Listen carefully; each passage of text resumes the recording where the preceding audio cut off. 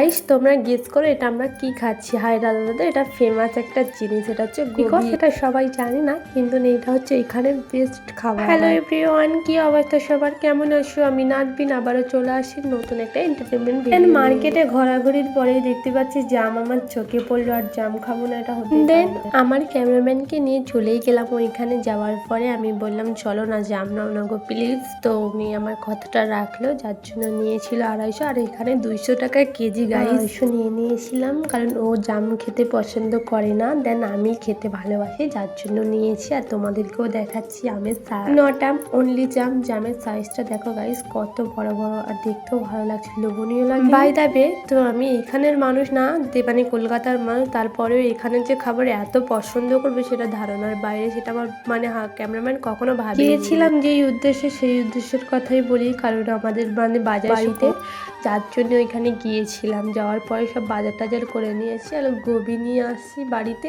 আর হচ্ছে মশলা পুরি নিয়ে। যারা কলকাতায় থাকো তারা একবার ভিজিট করবে, হায়দ্রাবাদ বলো ব্যাঙ্গালোর বলো। আর এই খাবারটা এত ইয়াম্মি, এখানে এত টেস্টি যেটা বলে বোঝাতে পারবো না, কারণ আমিও এইসব খাবার খেতাম না। যখন এখানে আসতে লাগলাম, যখন এখানে থাকতে লাগলাম, তো আমার এই খাবারটা অনেকটা ফেভারিট হয়ে গিয়েছে। তো এক কথাই বলতে মানে আমি এর ফ্যানেরও কেউ ফ্যান হতে পারে, সেটা নিজেকে না দেখলে হয়তো বোঝাই যায় না, কিন্তু আমার মশলা পুরি এত ভালো লাগে গাইস, কি আর বলবো। আজকের ভিডিও এই পর্যন্ত, দেখা হচ্ছে নেক্সট